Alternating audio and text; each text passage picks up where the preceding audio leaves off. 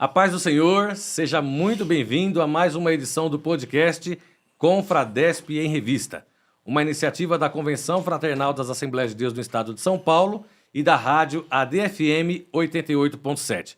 Quero começar essa edição, como de costume, agradecendo a Deus pela vida dos nossos pastores, pastor José Wellington Bezerra da Costa, pastor José Wellington Costa Júnior, que são os diretores e o coordenador de toda esta programação. O Confradesp vai ao ar toda terça, às 9 da manhã, pela rádio e também pelo canal da nossa convenção no YouTube.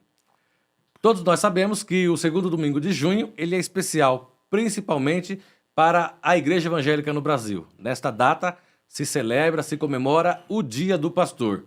Por isso, esta edição de número 19, será especial. Nós falaremos nela sobre o ministério pastoral. E quem é o convidado para falar sobre este tema tão peculiar e tão importante? Ele tem mais de 65 anos de exercício ministerial e é hoje o pastor dos pastores do Ministério do Belém. Eu estou falando do nosso presidente, pastor José Wellington Bezerra da Costa, que veio abrilhantar mais uma vez o Confradesp em Revista, especialmente a edição de número 19. É com ele que falaremos sobre o chamado dele e também de outros pastores, a responsabilidade de separar homens para o ministério e o que Deus tem feito na sua vida ao longo de tantos anos aí no exercício desta tão nobre tarefa que é a tarefa ministerial. Pastor presidente, a paz do Senhor, uma alegria ter o senhor aqui mais uma vez nos estúdios da rádio e no podcast Confradesp em Revista.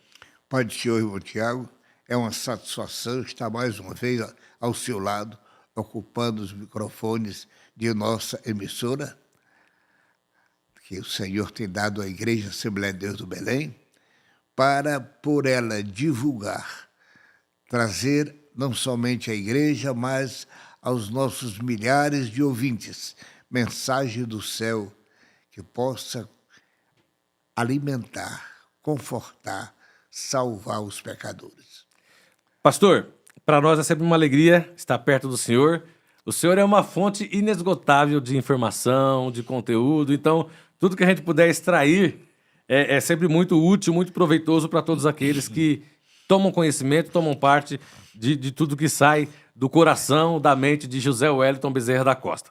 O senhor sabe que no segundo domingo de junho se comemora o Dia do Pastor. E o senhor é o pastor dos pastores da Assembleia de Deus, Ministério do Belém. E são 67 anos de ministério, de exercício pastoral. Então com certeza aí o senhor tem muito o que ensinar, muito o que falar. O senhor foi separado para presbítero em 1958. E na Assembleia de Deus nós costumamos contar o tempo ministerial a partir da consagração no presbitério, correto? Perfeitamente. Pastor, o senhor está completando 90 anos e 7 meses de vida, chegando aí nos 91. O senhor já viveu mais como pastor nesse tempo todo do que como José Wellington simplesmente. Certo. Então, 50% de quem é o senhor hoje é o pastor José Wellington. Não é mais o Dedé, não é mais o José Wellington, não é mais o Zé, não é mais o irmão, não é mais o sogro, não é mais o pastor. É o pastor José Wellington Bezerra da Costa. Como foi o início do ministério do senhor? Bem, em 1957, eu estava dirigindo a congregação na Vila Espanhola, quando Deus me deu uma revelação e mandou que eu me preparasse, porque eu iria substituir o pastor. Isto se passou.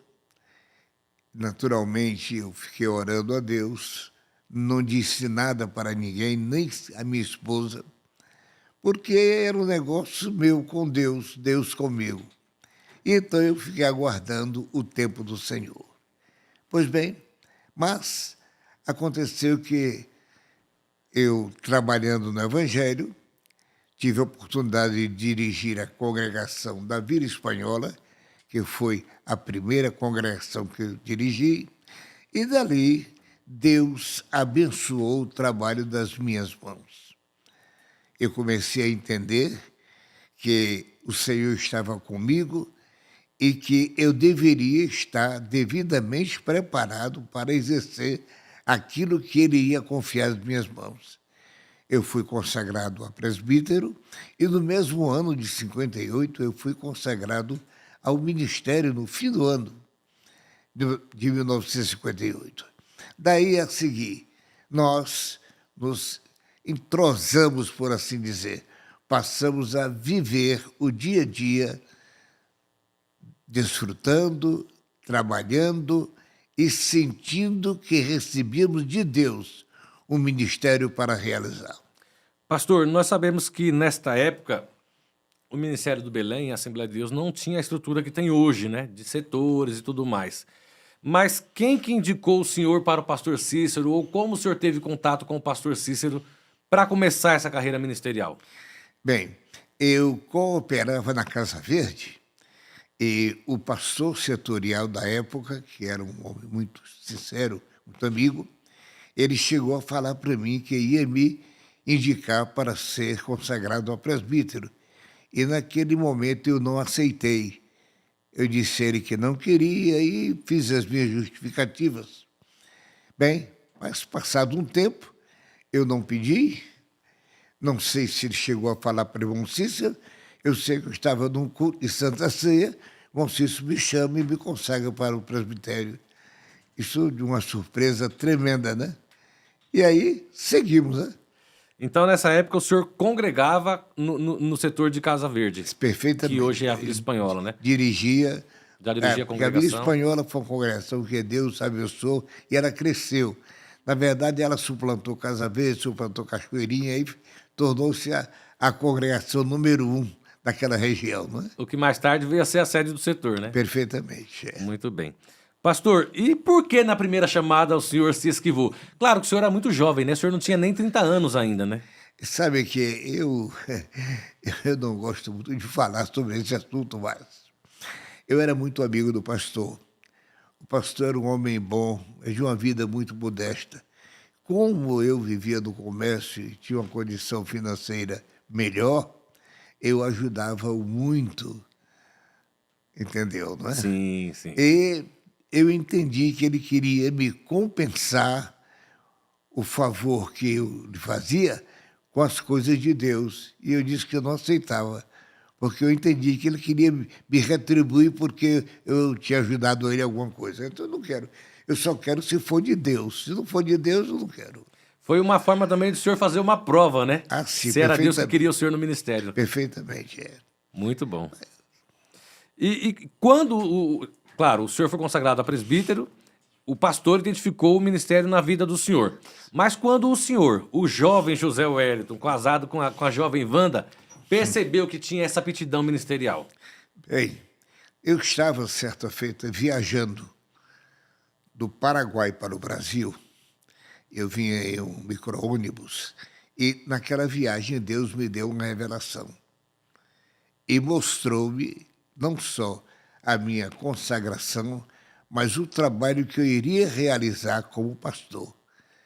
Daí, então, eu fui aguardando o que o Senhor havia me revelado e tudo aquilo que ele me mostrou se cumpriu. Eu fui, na verdade, consagrado ao ministério e, de imediato, eu fui eleito também como primeiro secretário da igreja do Belém, e daí um entrosamento maior com o pastor Cícero, com o ministério, nasceu então esta confiança da parte do pastor Cícero na minha pessoa. Na verdade, eu nunca pedi consagração, mas ele sentiu de Deus de fazer e me consagrou. Eu estou aqui trabalhando para Jesus até hoje. Interessante, presidente, que nesta época eram muito poucos pastores, né, que se tinha no Brasil, né? A gente lê na história que se realizavam convenções gerais com 120, 150 obreiros e era considerado um número exuberante, né? Você veja que eu era um pastor jovem, mas a minha inscrição é de número 114 na Convenção Geral. Não? Pois é. Hoje são mais de 100 mil, não é? Mais de 100 mil. Muito bom, um número bem expressivo e o senhor aí, um dos 100 primeiros, né? Como eu já mencionei no começo, somando os 90 anos e 7 meses de vida do senhor com o tempo que o senhor foi consagrado ao ministério, O senhor hoje tem mais tempo de vida como pastor do que como comerciante ou como qualquer Sim. outra atribuição. O senhor ainda consegue tomar alguma decisão sem ser como pastor? O senhor consegue pensar sem ser como pastor em alguma área ainda da vida? Não. Eu quero dizer uma coisa. Eu sou uma criatura normal como qualquer uma outra. É bem verdade que todas as pessoas têm determinadas aspirações. Eu vivi no comércio, saí do comércio, mas o Senhor me libertou do comércio. Porque eu vou lhe confessar que os 2 primeiros anos, quando eu chegava no Dia das Mães, no mês de dezembro, que é quando as minhas lojas faturavam mais, eu passava por uma loja e ficava com os olhos piscando, né? O coração acelerava, né? Mas me libertou completamente e eu hoje não tenho qualquer interesse de ter nada particular, nada que venha caminhar ou tirar a minha atenção do ministério que o Senhor me deu.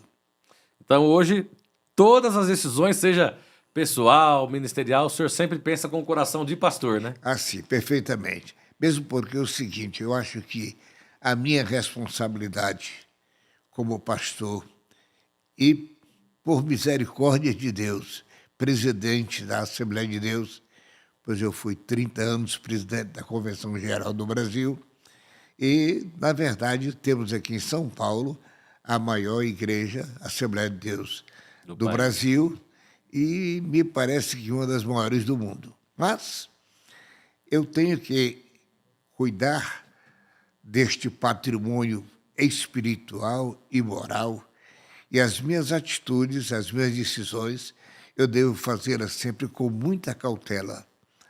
E eu não tomo assim, decisões precipitadas. Aquilo que eu entendo que posso resolver no momento, faço. E aquilo que eu acho que é mais difícil, eu vou para os pés do Senhor, orar, para que Ele me dê direção e possa dar uma solução plausível, né? Para que não haja prejuízo na igreja do Senhor. Presidente, antigamente se tinha com muita frequência o convite de um pastor presidente, de um pastor setorial, de alguém que está liderando outros obreiros, para que os irmãos viessem viver integralmente do ministério. Como o pastor Cícero Sim. exigiu do senhor, né? Perfeito. Zé Wellington, eu quero você no ministério comigo, guarda as 2 lojas, mantém 2 lojas para formar os meninos, como nós já conhecemos, mas esquece o comércio, né?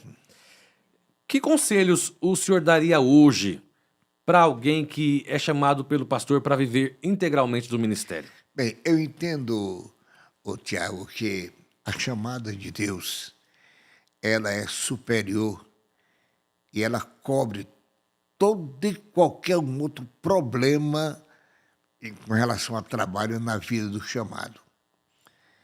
Então, eu acho que quem aceita o ministério, a Bíblia diz que está nessa boa peleja, não se pode contaminar, não se pode envolver com os negócios dessa vida. Então, eu acho que a chamada e a vocação ministerial deve ser 100%. Se eu sou pastor, eu devo viver como pastor, trabalhar como pastor, ter um comportamento social e uma vida ilibada, com muita cautela do meu caráter, a fim de que a minha vida sirva de exemplo para a vida de milhares de pessoas. Dentro dessa mesma linha que a gente vem conversando, presidente, o senhor está há 45 anos liderando o Ministério do Belém. Sim. Que, como todos sabemos, é a maior Assembleia de Deus do país e, se duvidar, do mundo também. E o senhor é responsável já pela criação, pelo nascimento de uma geração de pastores, porque pastores que foram consagrados há 45 anos atrás foram consagrados pelo senhor. Perfeitamente. Então, assim, eu não tenho 45 anos de vida. Então, o senhor deduz aí o peso desse período. Como é para o senhor ser responsável pela formação, pela criação, pelo nascimento de tantos obreiros ao longo de um período tão extenso como este? Olha, Tiago, eu, na verdade, ao assumir a igreja do Belém, o número de obreiros era menor. Mas com a expansão da igreja, nós tivemos necessidade de preparar novos obreiros para nos ajudar no ministério. Esta preparação é feita com oração e, naturalmente, chamando os pretensos candidatos, ou aqueles que nós deslumbrávamos que tinham alguma vocação, esses irmãos procuramos a ensiná-los a como cooperar. Isto é, de fato, um dos trabalhos primordiais do pastor, é ensinar e preparar novos obreiros, porque a igreja ela cresce.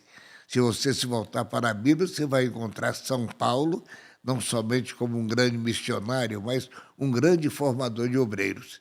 Então, isso está implícito no nosso ministério. Haja vista que hoje nós temos mais de 15 mil pastores no Ministério do Belém, e vou lhe dizer, sem vaidade, creio que 95%, 97% desses pastores receberam a imposição dessas mãos pequenas. É verdade. E a gente sabe que o senhor leva isso muito a sério, né? Sim. Mas quando o senhor olha um auditório, por exemplo, aqui numa escola bíblica e pensa assim, são todos filhos do meu ministério, qual é o sentimento que vem no coração do senhor? Não, eu me sinto feliz e, naturalmente, oro a Deus para que eles continuem firmes e, se eles estão olhando para mim, que eu tenha cuidado de transmitir para eles sempre um ministério sadio, né? Com muita fidelidade a Deus e muita dedicação à Igreja do Senhor. Muito bem, você está na rádio ADFM 88.7 e no canal da Confradesp no YouTube, acompanhando mais uma edição do podcast Confradesp em Revista. E eu converso neste momento com o nosso presidente, pastor José Wellington Bezerra da Costa. Este programa é especial, alusivo ao Dia do Pastor, que foi no segundo domingo de junho. Pastor, o senhor disse que se preocupa e se cuida quando tem um auditório de obreiros à sua frente, pois são obreiros gerados pelo senhor, mas com o que o senhor está passando para eles também. Mesmo depois de tantos anos de ministério, sendo um pai e um avô até, podemos dizer, ministerial de muitos, o senhor ainda tem essa preocupação de como o senhor está se portando diante dos seus obreiros? Perfeitamente. Como a igreja é crescente, novos obreiros surgem. Isso é como uma família. Os filhos dos filhos, e assim é também no ministério. Nós temos por obrigação e cuidado de ensinar os obreiros velhos para se lembrar da responsabilidade e os mais novos para aprender a ser responsável, né? Muito bom essa fala. Pastor, nós sabemos que alguns critérios são estabelecidos pela própria Igreja, Assembleia de Deus, Ministério do Belém, pela Convenção Estadual, pela Convenção Geral, quando se vai separar um pastor. Mas também sabemos que, ao longo da prática ministerial, o próprio pastor coloca algumas diretrizes que ele julga necessário para o perfil de alguém que ele quer no ministério. Que critérios o senhor costuma observar como primordiais quando vai separar um obreiro? Em primeiro lugar, o testemunho pessoal. Observa-se se ele é, de fato, pelo menos demonstra com a sua dedicação a ser um crente. Não falta aos cultos, participa das reuniões de escolas bíblicas, participa das atitudes do trabalho, enfim, ele se entrosa participando do trabalho da igreja. Ele demonstra vocação para isso. Isto nos chama a atenção. Mas, em segundo lugar, nós procuramos também a sua vida moral. Haja vista que a consagração de um obreiro do Belém não é tão fácil, porque o nosso crivo é muito pequeno. Nós exigimos, em primeiro lugar, que seja crente, que seja batizado nas águas, que seja batizado no Espírito Santo, que tenha vocação para o ministério, que seja um estudante dedicado à Bíblia Sagrada, que tenha uma vida moral lá fora limpa. Haja vista que nós consultamos aos cartórios de protesto, nós consultamos também a justiça, se ele não tem qualquer problema social que venha envolver a sua vida. Quando tudo isto é comprovado que nada ele deve, Isto já é um passo grande para ele ser observado como candidato ao ministério. E, naturalmente, nós compreendemos que os dons ministeriais não são iguais e Deus dá conforme Ele quer. Paulo diz que os dons espirituais são dados para o que é útil, de maneira que o que Ele deu para mim como pastor não deu para você, mas o que Ele deu para você também não deu para mim. Mas o que eu tenho com o que você tem se soma no ministério perfeito. Então, isto é o ministério da Assembleia de Deus do Belém. Muito bem. Presidente, que marcas o senhor traz impressas no seu ministério que o senhor considera que é uma herança do ministério de Cícero Canuto de Lima? Bem, na verdade, o pastor Cícero era um exemplo de homem de Deus. Eu tive a oportunidade de lhe acompanhar por muitos anos. Nós viajávamos sempre, nós dois, só os dois, e para longas viagens, para o Nordeste, olha, para o Sul, para o estado do Mato Grosso, muitas vezes. Pois bem, irmão Cícero, eu posso lhe dizer que era um santo homem de Deus. Eu observava nele a primeira coisa, ele era um homem de um comportamento 100%. Não era de dizer piada, não vivia com brincadeira, era um homem sério. Naturalmente, ele era muito acessível, ele se comunicava com a gente. Então, eu com ele, nós tínhamos assim muita, eu digo, liberdade, tinha muita comunhão, havia um relacionamento muito de perto entre eu e ele. E isto nos fez sentir estar junto a ele, não somente em observar a sua vida, como também aprender como ele fazia. Muito bem. E o senhor disse que quando jovem, Deus usou um irmão para dizer que o senhor substituiria o pastor. É verdade. Quando o senhor percebeu, quando o senhor identificou que esse pastor seria o pastor Cícero? Olha, isso demorou muito, porque do exercício pastoral, aqui no Belém, eu substituí dezenas de pastores. Congregações, Então, campos, congregações, né? campos, Setores. estado do Mato Grosso, do Espírito Santo. Então, eu, na minha mente, eu já tinha isso como uma realidade, cumprido, né? Mas não era um pastor, era o pastor, não é? E o pastor é um artigo definido masculino do singular, né? Assim eu aprendi ainda nas primeiras aulas de gramática portuguesa. Pois bem, então, acontece que eu vim, quando eu assumi a presidência do Belém, é que eu vim compreender, literalmente, aquilo que Deus havia me falado. Substituir o pastor. E essa substituição, a mim, me pesava muito. Eu tive, naturalmente, porque eu nunca pedi, e vou lhe dizer uma coisa, eu sempre me comportei a me conformar com o que Deus fazia na minha vida. Então, quando eu fui indicado para ser o presidente da Igreja de São Paulo, por unanimidade dos pastores da capital, eu disse para eles, não me considero pastor do Belém sem ouvir os pastores do interior.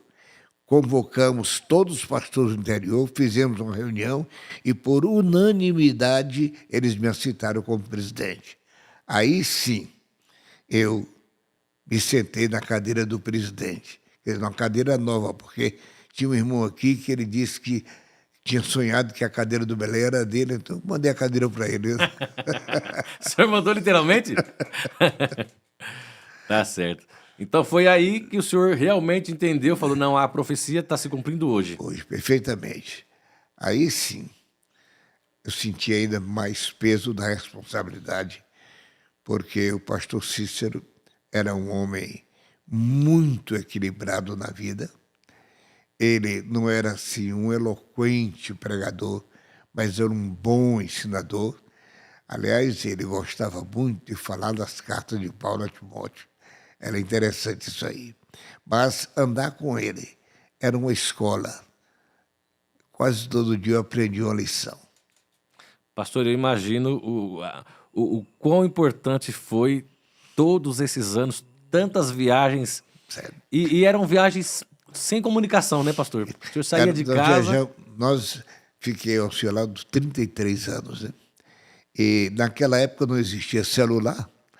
Eu saía de casa e só tinha notícia no dia que voltava. Muitas vezes demorava 15, 16, 18 dias, depois é que a gente chegava. Porque anualmente nós fazíamos uma viagem. Saía daqui de São Paulo, primeira parada era em Assis, e antigamente o pastor de Assis era o irmão Padilha que veio a falecer. De Assis, nós íamos um pouquinho mais para frente, atravessávamos, quer dizer, ia até Porto Epitácio. Ele gostava muito de parar ali. Que hoje é Presidente Epitácio, né? Presidente Epitácio. Dali, então, não tinha aquela ponte. Eu ia e à noite ficava dentro do carro para conseguir passar, atravessar na balsa, porque eram muitos carros, guardar a vaga. Ele ia dormir e eu ficava lá, mas não tem problema.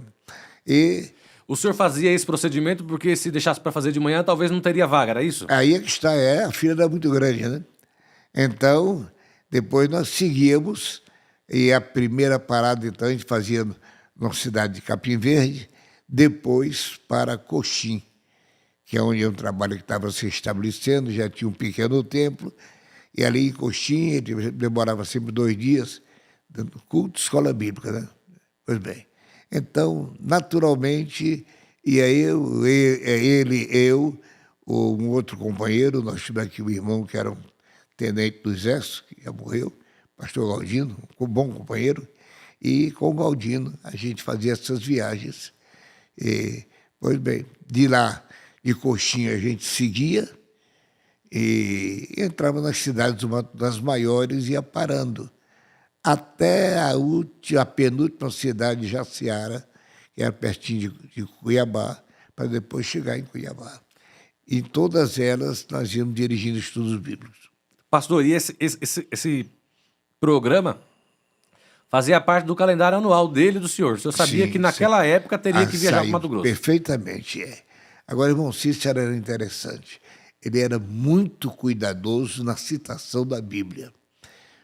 Você, pregando, não podia citar um versículo errado, que ele lhe corrigia na hora. É mesmo? Eu me recordo que um certo dia eu pregava sobre a árvore da vida, a árvore da ciência do bem e do mal. E dado momento eu me enganei, coloquei um no lugar da outra. Ele disse, pai, não é assim. E aí me corrigiu, né? Eu disse, como é bom andar com o mestre do meu lado, né? Pois é. Mas assim nós viajamos muito e eu aprendi muito com ele. Ele era um homem e um coração aberto para a obra de Deus. Mesmo porque ele, quando saía, levava dinheiro para ajudar os pastores. É mesmo. A carteira dele, o paletó dele era torto, assim, do lado da carteira. Ele levava sempre muito dinheiro. Mas chegava um momento que ele dizia para mim, Zé Wellington, você tem dinheiro aí? Eu falei, eu tenho. Então não gasto não, porque eu vou precisar. Olha. Então, e assim a gente fazia aquelas viagens. Era de um fruto espiritual muito grande. Agora, eu tinha que estar sempre preparado, porque o ensinador era ele e eu. Pastor, e a diferença de idade de vocês era grande, né? Era grande, porque quando ele faleceu com 83, se eu não estou enganado. 86. 86. O senhor assumiu Belém com 50 e alguma coisa, não é isso? 46. 46. Então o senhor tinha metade da idade dele. O que representa para o senhor essa oportunidade que Deus lhe deu, pastor, de tão jovem poder conviver com um homem tão experiente no ministério? Sabe, Deus me deu graça para ter um comportamento. Primeiro, entender que ele era o pastor, certo? Que eu era apenas um auxiliar. Mesmo como vice-presidente, fui 7 anos, que na verdade o cargo de vice-presidente é o mais difícil da diretoria. Porque se o vice-presidente é uma pessoa ativa, estão dizendo que quer tomar o lugar do presidente. Se ele é um camarada devagar, isso é um bobalhão que está aí, não faz nada, né? Então, muito cuidado. Ele ficou doente, eu fiquei naturalmente administrando Belém por quase 3 anos, mas tudo quanto eu ia fazer, eu combinava com ele. Ia lá, dava satisfação, tudo mais, tá? Ele tinha uma confiança extrema em mim. Ele batia no meu ombro e dizia: Zé Wellington, você sabe fazer, faça. Era essa a palavra dele. Então, eu procurei, inspirado na graça e no testemunho dele, fazer o meu trabalho como pastor. Muito bom. Presidente, o senhor começou a trabalhar com o pastor Cícero muito jovem, como já Sim. mencionamos. E foi um desafio para o senhor equilibrar o fato de ser um vice-presidente jovem, agora eu digo no quesito pessoas, ministério, tendo um presidente já idoso e até, de certa forma, debilitado? O senhor era muito assediado pelos obreiros para incentivar o senhor a tomar decisões? Não? Sabe, isso acontecia. Porém, eu sempre fui muito centrado. Procurei sempre nada fazer sem autorização dele, porque eu entendi que ele era o pastor da igreja. De maneira que, como ele confiava, eu vou lhe contar aqui um exemplo. Quando nós fomos desapropriados lá da Alcântara Machado, nós alugamos aqui um prédio, nessa primeira rua aqui, Doutor Clementino, Doutor Clementino, e depois compramos aquele terreno da Cotegipe. da Cotegipe. A compra daquele terreno foi interessante. Eu vi o terreno, tinha uns sobradinhos na frente, e na época custou 2.300.000, e ele estava na casa daquele, tinha uma casa da praia que ele gostava muito de ir lá. Ele estava na casa da praia e eu precisava de resolver isso aqui. Fui lá falar com ele. E ele, como sempre, bateu na minha costa e disse: Você, Zé Wellington, você sabe fazer, faça. Só que tinha que dar 300.000 de entrada. E a igreja só tinha 70. Mas eu tinha. Aí eu emprestei para a igreja, demos os 300 e depois conseguimos, tinha que dar 800 na escritura. E eu peguei um empréstimo do banco, mas aí quando nós recebemos a indenização da desapropriação, que veio logo também, tivemos dificuldade financeira. Graças a Deus por isto. Mas daí a gente tinha que fazer o templo.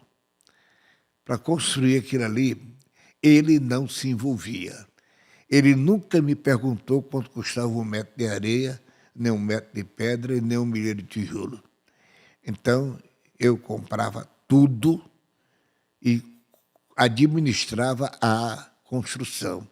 Nós tínhamos 42 irmãos trabalhando, 42 funcionários trabalhando naquela construção, porque tinha que acelerar, porque precisava logo. Estava sem espaço, sem propriedade, né, pastor? Quando fizemos o porão, ali nós ficamos um tempo. Então eu fui a ele e disse: Pastor, olha, o porão está pronto, nós podemos congregar agora ali, sair do aluguel.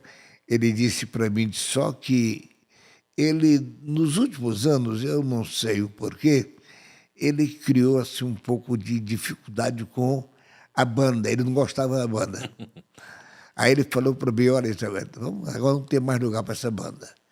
Eu falei: Pastor, o senhor é o pastor. Se o senhor disser que não tem, não tem. Agora, se o senhor disser arranja um lugar, eu arranjo. Você acha que tem? Pastor, nós temos 45 famílias, não podemos perder. Ele disse: É verdade. Então veja se tem um lugar. E nós acomodamos assim. Então vivíamos sempre assim, não é? Eu consultando a ele e ele determinando que eu fizesse. Ele não dizia: faça isso, isso, isso. Ele dizia: você sabe fazer, faça. Era interessante isso aí, não é? Aí o senhor disse sempre que ele falava assim, né? Quando dava certo, deu certo, fomos nós. Quando errado é o Zé Wellington. Quando era um problema ministerial, ele mandava, eu era muito novo, procurava resolver as coisas direitinho. Quando dava certo, bom, você se mandou, ele aparecia. Quando dava errado, dizia, ele tá um menino, não sabe resolver nada. Mas isso, a gente até estava acostumado com isso, viu? O senhor tirava de letra, né? Tirava de letra, porque eu entendia que era da personalidade dele mesmo, viu? Ele era assim, viu? Pastor, existia esse dia a dia administrativo da igreja como temos hoje? Do senhor vir, dar expediente junto Sim. com ele e tal, existia? Tinha. Eu tive um período, eu fiz o curso de Direito. E meu primeiro ano de Direito eu fiz pela manhã. E quando eu chegava, eu saía me esforçando para chegar o mais cedo possível no Belém. Chegava às 11h30 e dizia, os doutores estão chegando, eu estou indo embora. E aquilo foi me deixando, eu fui sair dessa faculdade, procurei o outro que eu pudesse ter falta, mas compensá-la. Né? Isso aconteceu, mas eu todo dia vinha como veio todo dia ao Belém. Porque a igreja do Belém, estivemos aqui no patrimônio, naquele princípio, que era pequeno, recurso muito pouco, as construções eram mal feitas. Nós tínhamos aqui um construtor, era um gigante, precisava de dois ajudantes para fazer massa para ele colocar.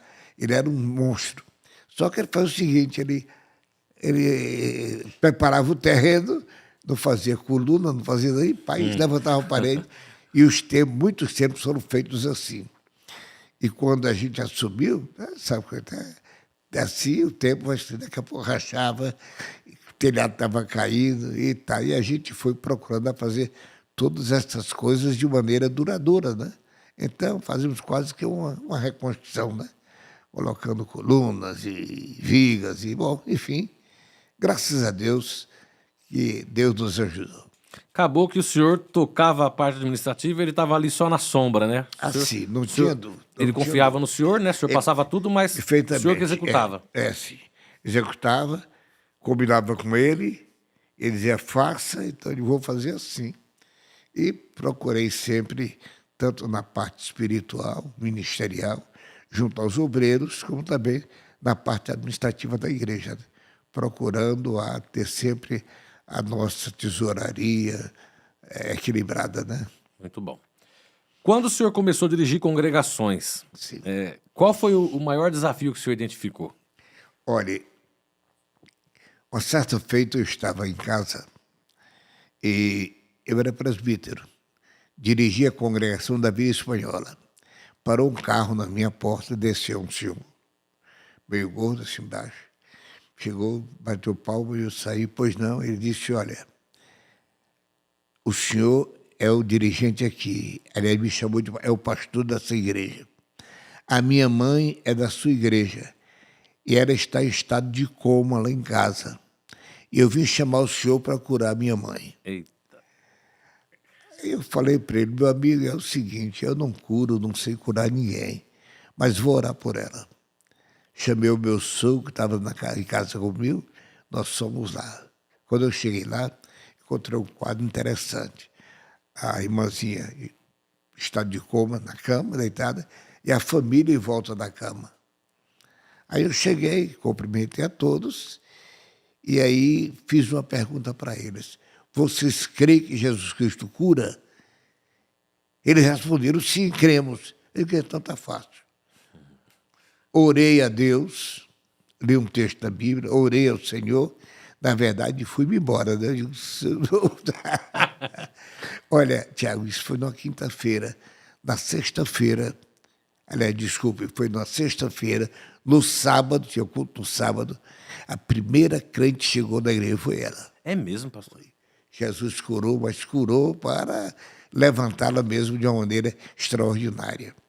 Tive uma outra experiência também, essa foi dura. Veio uma família do Paraná e eles trouxeram uma mocinha, uma filha dela de mão, com um braço com tétano.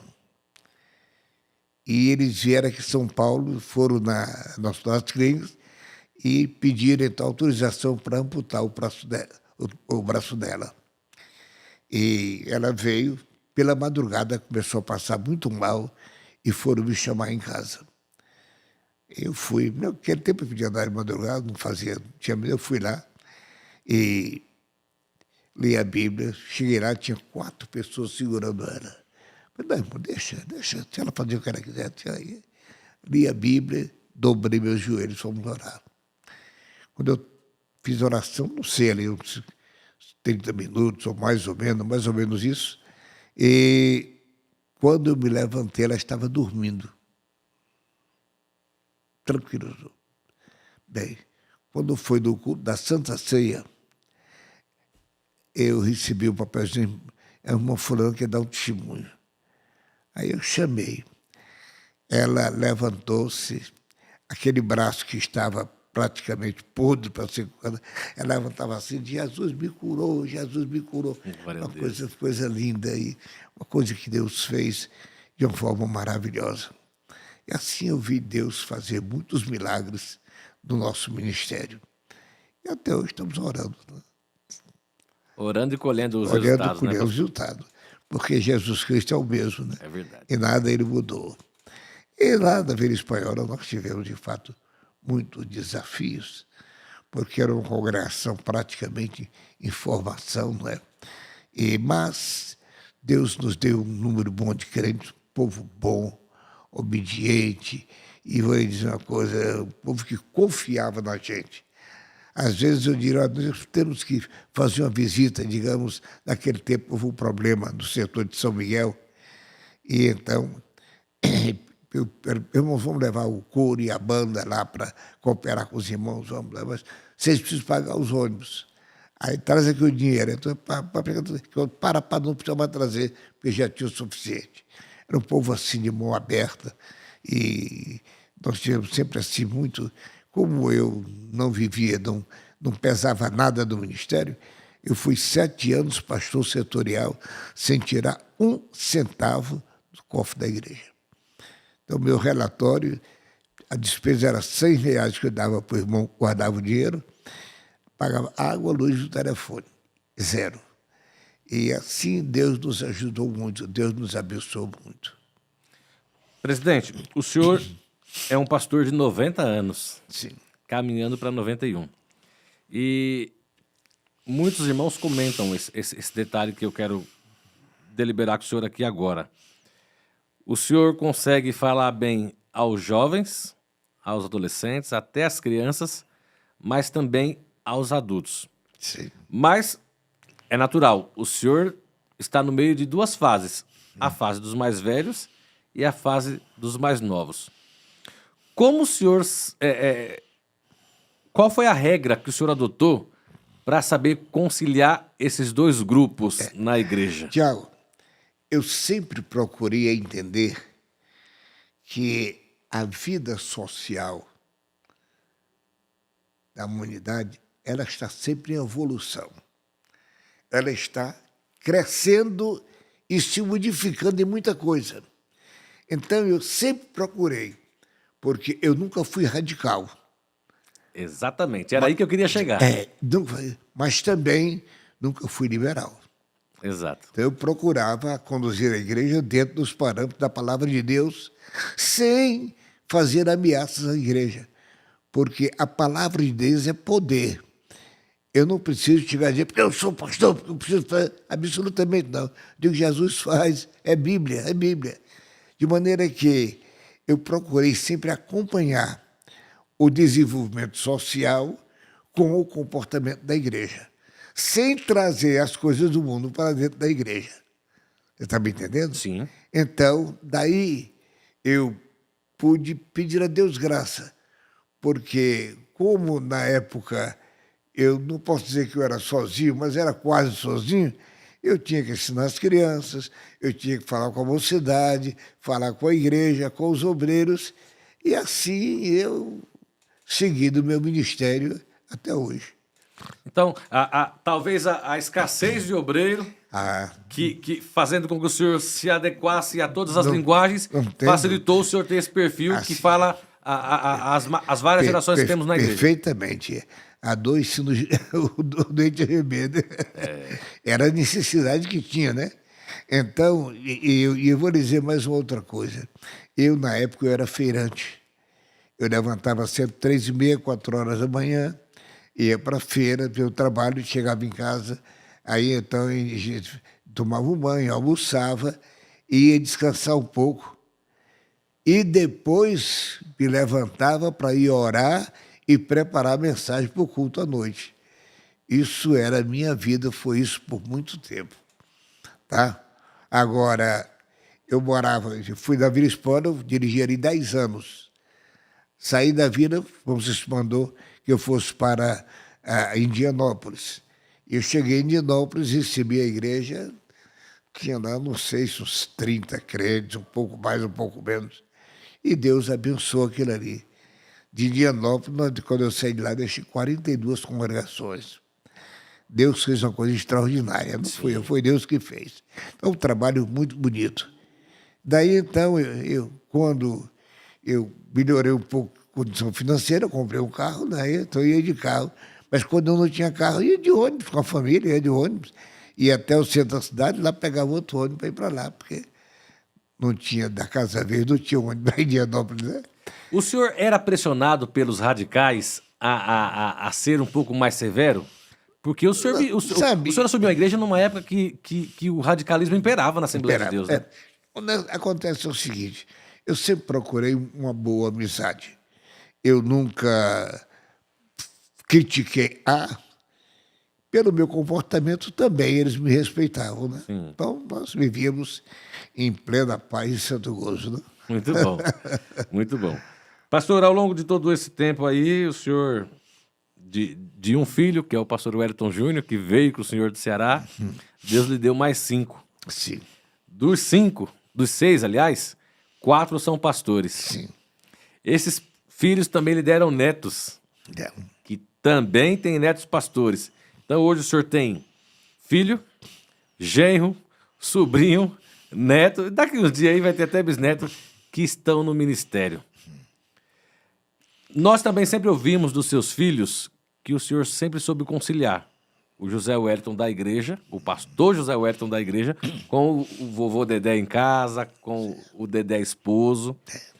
Como separar, pastor, o trabalho ministerial da família para não perder a família? Porque o senhor chegou aos 91 anos com toda a sua família servindo a Deus. Graças a E Deus. a gente sabe que isso é resultado de uma plantação que começou lá atrás. Você tem razão. Uma das coisas que sempre eu tive cuidado, porque eu entendo, e ainda hoje entendo, que se existe aí uma hierarquia espiritual, primeiro Deus, segundo a família e terceiro a igreja. Muitos pastores têm dificuldade com a família porque eles se dedicam muito à igreja e abandonam a família. Eu não fiz assim. Eu procurei trazer sempre a minha família junto comigo. Essa é que era a realidade. Porque eu pensava daqui a tantos anos e pela grande misericórdia de Deus. Você sabe que eu tenho 6 filhos, casados, tenho noras e genros, tenho 14 netos, tenho 23 bisnetos, está chegando agora o 24º, de maneira que... Mas a alegria que eu tenho de vê-los na igreja, todos eles estão na igreja servindo ao Senhor Jesus. Agora, Deus me deu graça e eu não posso de maneira nenhuma me esquecer da ajuda valiosa da Wanda. A Wanda era muito cuidadosa e ela era assim, tanto severa, era um pouco mais radical com os meninos e tal. Então, isto nos ajudou muito, não é? Porque quando ela dava com as coisas muito pesadas assim, a gente ia e procurava maciar a coisa, né? E, olha, sempre isso foi bem entendido. Eu dou graças a Deus. Você falou que eu tenho 4 filhos pastores. Eu não indiquei nenhum para o ministério. Todos eles foram indicados pelo ministério. Não foi por mim. De maneira que eu dou graças a Deus porque os 4 estão trabalhando, estão dando fruto, não estão dando trabalho. Eu agora estive na América, voltei maravilhado com a igreja lá. Você sabe que aquele trabalho, o pastor Severino começou, eu estive lá, eu tinha uns 30 crentes mais ou menos. Eu agora cooperei lá com 1.400 pessoas. É uma coisa linda. É. Tem 127 congregações. Mas o trabalho expandiu. Deus tem abençoado o Joel de uma maneira toda especial. Então, assim tem sido o meu ministério. E também podemos destacar que o senhor teve o privilégio de ter um filho lhe sucedendo na liderança do Brasil, né? É verdade. Como o Zé Wellington sempre foi muito equilibrado, e, naturalmente, ele sempre procurou a me ouvir. Ainda hoje ele está com 70 e poucos anos, mas ele tem papai, como é assim, papai, ele, todos eles, o Paulo, o Apolo, a mesma coisa. De maneira que quando eu cansei, porque a presidência da Convenção Geral exige muita viagem. Pois bem, porque a família de pastores é muito grande. E quanto maior a família, mais trabalho tem. Né? Sim. De maneira que eu tinha que viajar muito. E eu cheguei a 80 anos, eu digo, não dá mais. Não dou mais conta. Não aguento mais, não dá e tá. Aí reuni a diretoria, falei para eles que não queria mais. Eles insistiram muito, eu não quero, não dá e tá e tá. Aí foi quando ele falou para mim, papai, se o senhor puser a mão em cima de mim, eu aceito. Bom, o senhor orou, não, eu orei e eu senti que Deus quer. Eu digo, tá bom, então vamos. E daí Deus te abençoado, vai bem, equilibrado e graças a Deus ele... Pastor, a gente sabe que a família ministerial depende muito da bênção de Deus. Mas como o senhor fazia com seus filhos quando eram crianças, por exemplo, para explicar para eles a necessidade do senhor passar 30 dias no Mato Grosso, como o senhor chegava a passar? Bem, eles não entendiam muito isso. Eu me lembro que, uma certa feita, o Joel era pequeno, o pastor Cícero estava lá em casa, e ele chegou para o irmão Cícero e disse, irmão Cícero, não leva mais meu pai para essas viagens, não. É porque o senhor não tem filho pequenininho, viu? Falou para ele. Mas, sabe, a gente procurava conciliar, não é? Conciliar. Eu sempre, porque é o seguinte, eu sempre entendi que pancada não endireita ninguém. Certo?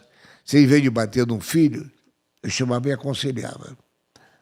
Tá entendendo? Meu filho fez isso errado e tá, não faça mais. Tá.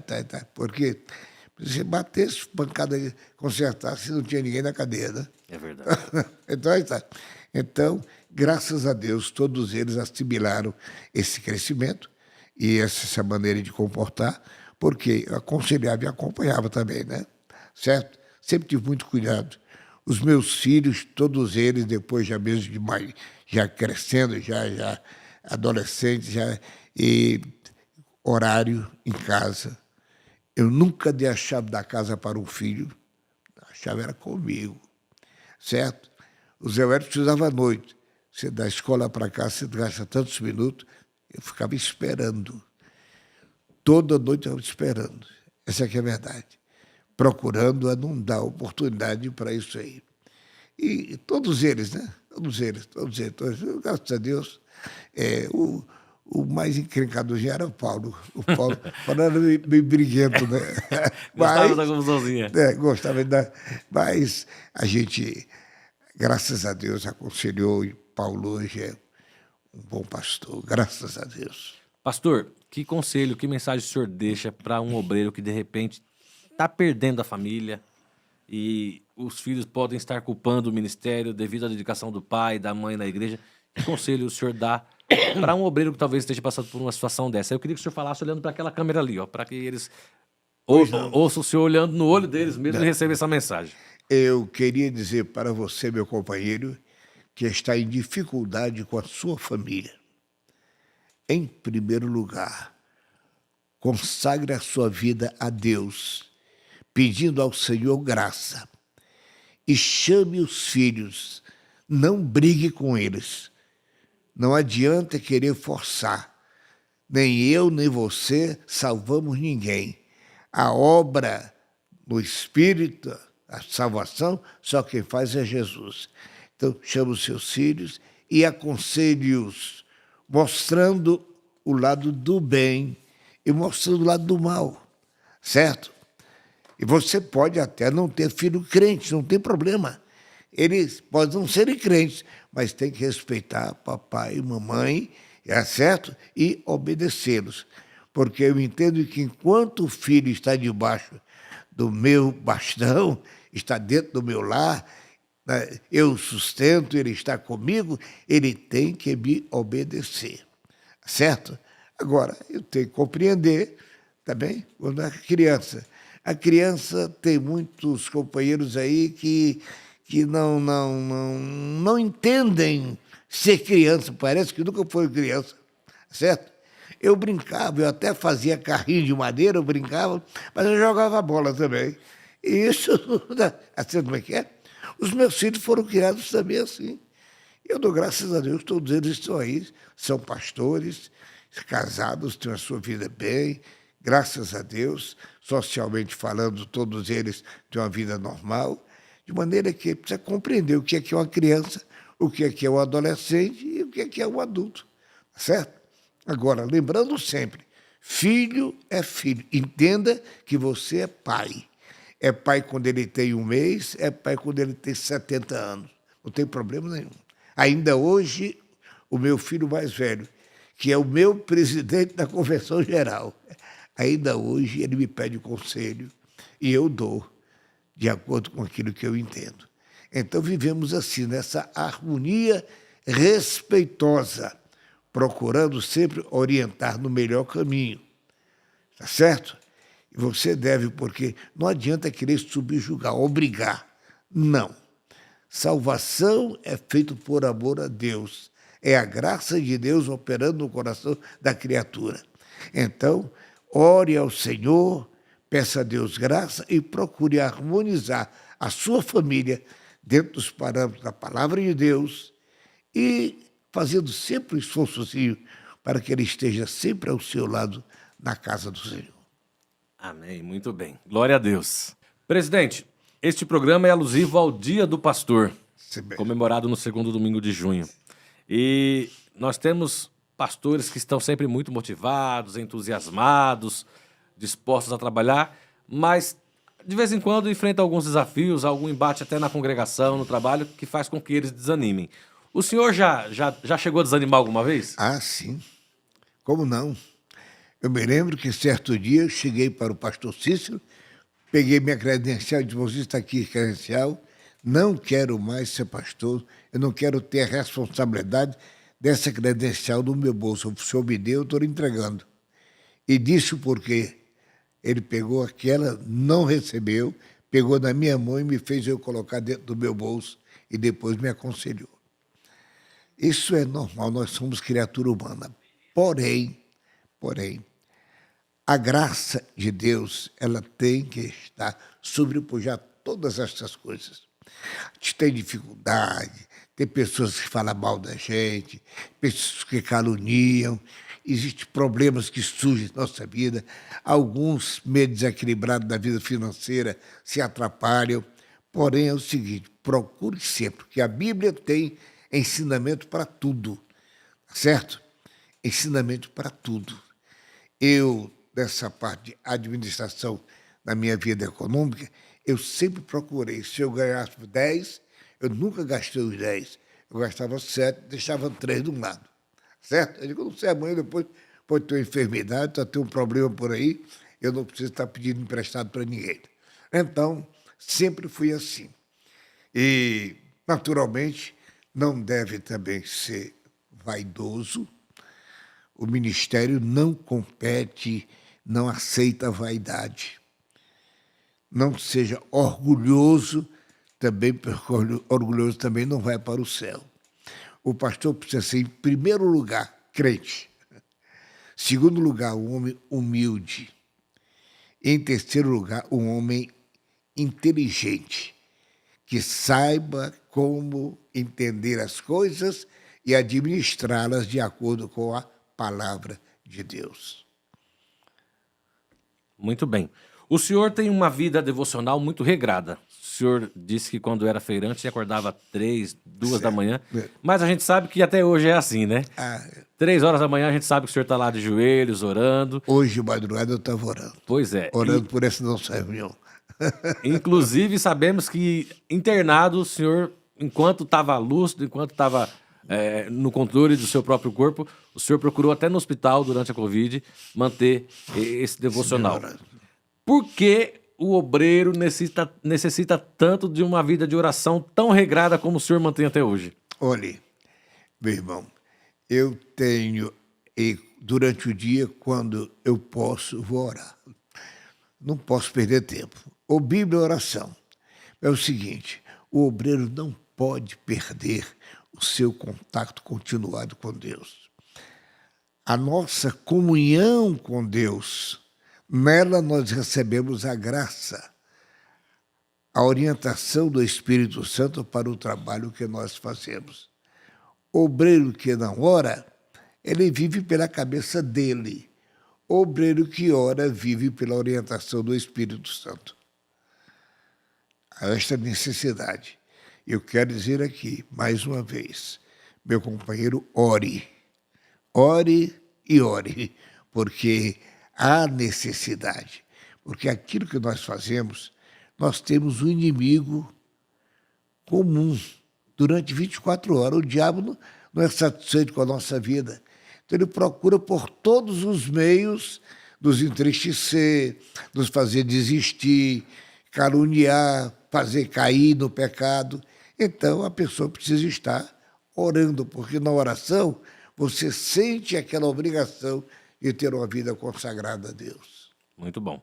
Outra coisa, presidente, o senhor cobra muito a presença do obreiro na escola dominical, no culto de ensino, no dia a dia da igreja. Certo. E às vezes a gente tem algum pastor que troca as atividades da igreja por outras reuniões, outros compromissos, e negligencia o trabalho que lhe foi confiado. Ontem mesmo eu telefonei para 2 pastores porque eu os vi num determinado local que não era uma coisa, não, mas um local que não é para nós do Belém. Nós temos o Belém, e eu entendo que o Belém tem uma forma. Deus nos deu, meu irmão, uma forma, um modelo. E esse modelo nós temos que procurar a conservá-lo. Certo? É como eu disse a você, nós não somos severamente radicais, não somos também, de maneira nenhuma, com aberta. Então, agora precisamos ter cuidado com a nossa personalidade, porque hoje estou no púlpito. Se amanhã a igreja me ver num outro lugar que não é condizente à minha fé, à minha posição, os crentes só têm que reclamar. Então, eu ontem telefonei para 2 pastores porque eu os vi num lugar que não convém. E eu falei para ele, o que é que falta? Amém. Meu amigo, quando Jesus me chamou, ele me deu tudo. Eu tenho tudo à disposição de Deus. Se eu não tenho, é porque não peço. Mas se eu pedir, ele me dá. Hoje, 68 anos depois de ingressar no ministério, o senhor se arrepende das renúncias que teve que fazer para servir a igreja? Nenhuma. Absolutamente não. Todas aquelas renúncias que eu fui obrigado a fazer, certo? Eu, no momento, eu pude até pagar um preço alto, podia até sofrer. Porém, eu entendi e entendo hoje que todas elas foram necessárias, porque em muitas delas eu tinha que aprender lições para executá-las hoje, com a responsabilidade que tenho no ministério da Assembleia de Deus. O senhor considera um obreiro aprovado? Ah, sim. É bíblico, né? Tem que ser aprovado. E Paulo diz, mas não tendo de que se envergonhar, e que maneja bem a palavra da verdade. Você vê que aí são 3 pontos interessantes, né? Procura prestar a Deus vida aprovado. Vida moral, social, que não tem de que se envergonhar, certo? Bom testemunho, e de um ministério sadio, e que conheça a Bíblia e que pregue, né? Porque senão, o que é que ele vai falar, né? Vai contar a história de carochinha do púlpito, não dá. Não. É verdade. Qual o maior desafio que o senhor acredita que se tem hoje para um pastor? Olha, bem, em primeiro lugar, o exercício, dedicação ao ministério. O senhor julga isso um desafio? Isso é porque é o seguinte, nós somos corpo, a carne. Você corpo gosta de orar? Não gosta, não. Não. você tem que sobrepujar essa condição. Então, quando eu levanto às 3 horas da manhã, se tem, eu vou orar, porque eu preciso de orar. Eu tenho necessidade, eu sinto que eu preciso, tá certo? Eu preciso daquele contato com Deus para ter um dia feliz e um trabalho sadio na obra do Senhor. Então, os obreiros precisam dessa dedicação para poder ter um ministério sadio. Porque se não tiver esta comunhão com Deus, essa amizade bem pertinho do Senhor, porque o trabalho é de Deus. O que o homem faz é muito pouco diante daquilo muito que Deus faz. Então, o que é que eu faço? Jesus só me mandou pregar. Agora, daqui até o seu ouvido, do seu ouvido para o seu coração, só o Espírito Santo que faz. Então, essa é a maravilha do ministério, né? Agora precisa pregar.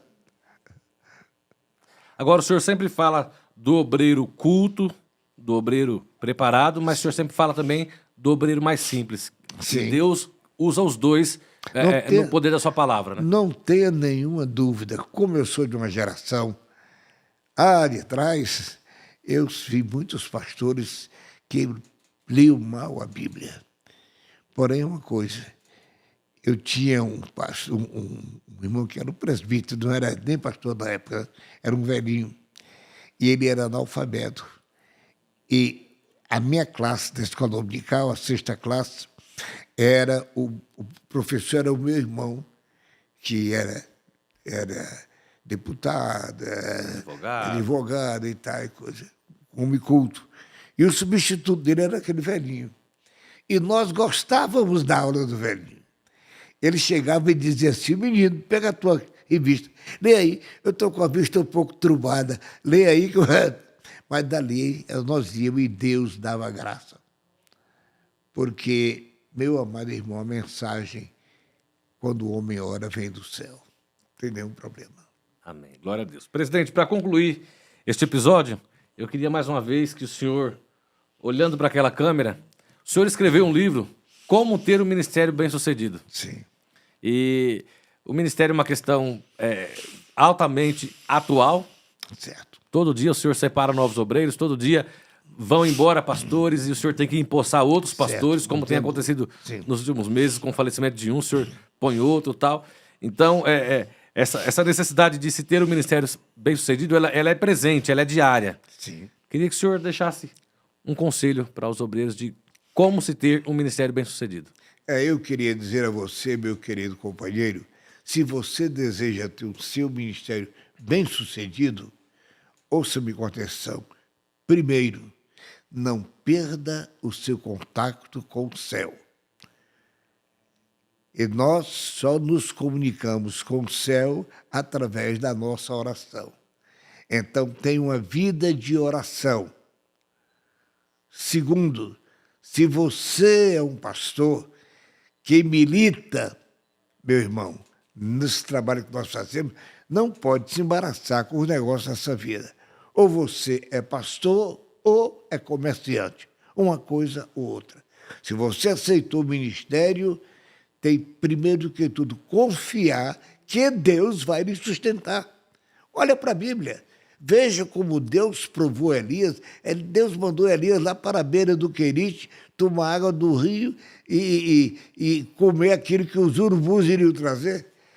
Isso aí é uma prova tremenda. Quer dizer, confiar inteiramente na sustentação de Deus. Então, você vai ser um pastor que vai trabalhar. Não, a igreja é pequena. Não tem igreja pequena, meu irmão. Toda igreja é abençoada pelo Senhor. Toda igreja grande um dia foi pequena. Então, não tem problema.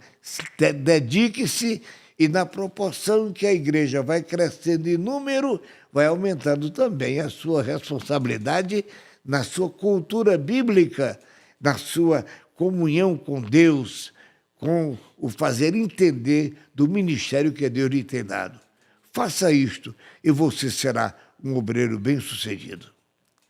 Muito bem, você participou do podcast Confradesp em Revista número 19, com o nosso presidente, pastor José Wélio Bezerra da Costa, trazendo experiências e deixando sábios conselhos a todos nós que militamos no ministério, porque este programa é especial, alusivo ao Dia do Pastor. Presidente, nós sempre agradecemos aos convidados em nome do senhor, que é o chefe da programação.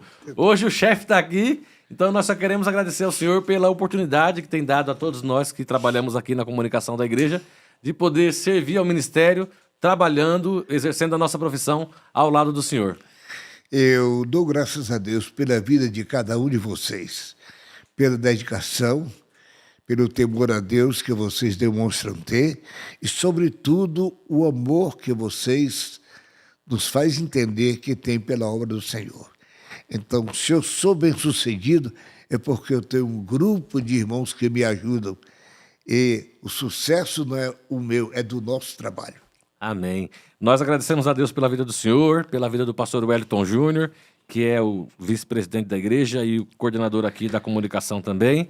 E desejamos que Deus dê saúde, dê disposição, sabedoria para o senhor, para o pastor Wellington Júnior e para toda a família, para que a gente continue desfrutando da bênção que é trabalharmos na obra de Deus ao lado dos senhores. Amém? Uma mensagem. Nós vamos agora encerrar o podcast com oração e daqui a pouquinho produzindo mais conteúdos aí com o nosso pastor para outras peças que você vai conferir nas redes sociais do pastor, da convenção e da nossa igreja. Pastor, ora agradecendo a Deus por este programa. Querido Jesus, meu amado Salvador, eu te agradeço por este momento tão sublime, quando aqui com os meus companheiros temos falado acerca da nossa vida, do nosso ministério e da tua igreja.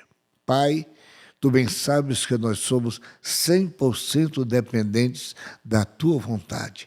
Então pedimos ao Senhor para que continue conosco, despertando o nosso coração para nunca nos afastarmos de ti. Guarda-nos, pois, a fim de que a nossa comunhão cada dia esteja mais estreitada, porque o Senhor é longânimo, o Senhor é maravilhoso, e quem anda com Cristo anda seguro, acompanhado com muita bênção na sua vida. Assim eu te peço, meu Pai, abençoa os irmãos, especialmente aqui o Tiaguinho, nosso repórter, o trabalho que ele faz, e recompensa com a bênção dos céus a dedicação desses irmãos pela tua obra. Pai, eu te louvo e te agradeço, em nome de Jesus. Amém. Amém. Deus abençoe você e até o próximo Confradesp em Revista, se Deus quiser.